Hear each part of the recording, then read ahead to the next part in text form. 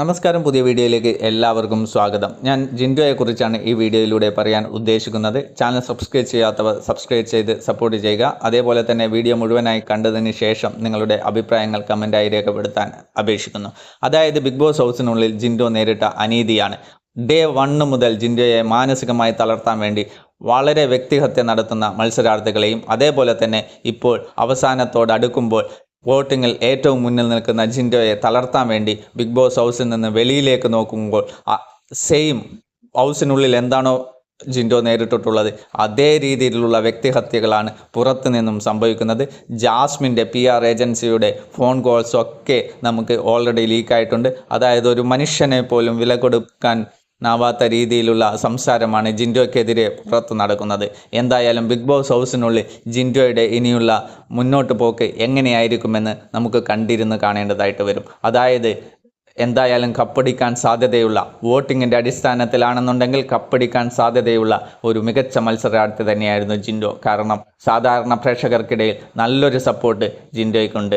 Voting ഷെയറിൻ്റെ അടിസ്ഥാനത്തിൽ നോക്കുകയാണെന്നുണ്ടെങ്കിൽ ഏകദേശം 60 to 70% വരെ വോട്ടിംഗ് ഷെയർ ജിൻഡോയ്ക്ക് മാത്രമാണുള്ളത്.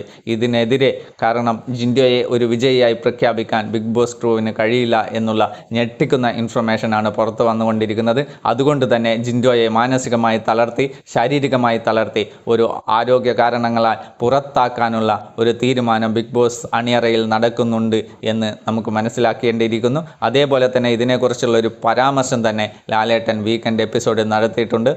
നമ്മൾ കൊടുത്ത ടാബ്ലറ്റൊക്കെ കഴിക്കുന്നുണ്ടോ, മരുന്നുകളൊക്കെ കഴിക്കുന്നുണ്ടോ എന്നും എന്തിനു വേണ്ടിയിട്ടുള്ള മരുന്നാണ് ജിൻഡോയ്ക്ക് കൊടുത്തിട്ടുള്ളത്. കാരണം ബിഗ് ബോസ് ഹൗസിനുള്ളിൽ കൊടുക്കുന്ന മരുന്നുകളൊക്കെ ഏതൊക്കെയാണെന്ന് ഓൾറെഡി സിബിൻ തന്നെ പുറത്ത് പറഞ്ഞിട്ടുണ്ട്. ഇതിൻ്റെയൊക്കെ ഒരു സംശയം ജിൻഡോയുടെ അമ്മയുടെ ഭാഗത്തുനിന്നും ഉണ്ടായിട്ടുണ്ട്. കാരണം കഴിഞ്ഞ ദിവസങ്ങളിലൊക്കെ ജിൻഡോ ഇരിക്കുമ്പോൾ അതായത് വളരെ തളർന്ന ഒരു രീതിയിൽ ആരോഗ്യകരമായ കാരണങ്ങൾ എന്നൊക്കെ പറയുന്നുണ്ട്. എന്താണ് ആരോഗ്യ പ്രശ്നം എന്ന് ഇതുവരേക്കും പറഞ്ഞിട്ടില്ല. വളരെ തളർന്ന ഒരു ജിൻഡോയെയാണ് നമുക്ക് വീക്കെൻഡ് എപ്പിസോഡിലൊക്കെ കാണാൻ സാധിക്കുന്നത്. സംസാരിക്കുമ്പോഴൊക്കെ ഒരു വ്യക്തതയില്ലാത്ത ജിൻഡോ. കാരണം ഡേ 1 മുതൽ നമുക്ക് ജിൻഡോയുടെ ആക്ടിവിറ്റീസ് ഒക്കെ കാണുന്നതാണ്. അത്രയും എനർജറ്റിക് ആയിട്ടുള്ള ഒരു മത്സരാർത്ഥിയായിരുന്നു ജിൻഡോ. പക്ഷേങ്കിൽ അവസാനത്തെ 2 ആഴ്ച ചെക്ക് ണെന്നുണ്ടെങ്കിൽ വളരെ തളർന്ന മാനസികമായും ശാരീരികമായും തളർന്ന ജിൻഡോയെയാണ് നമുക്കവിടെ കാണാൻ സാധിക്കുന്നത്.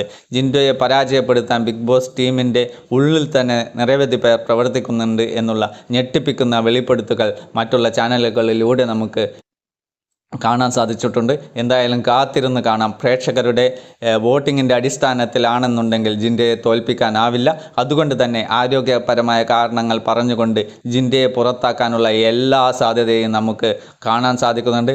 ഒന്നും തള്ളിക്കളയാൻ പറ്റത്തില്ല. കാരണം ബിഗ് ബോസ് എന്നുള്ളത് നിഗൂഢമായിട്ടുള്ള ഒരു സംഭവമാണ്.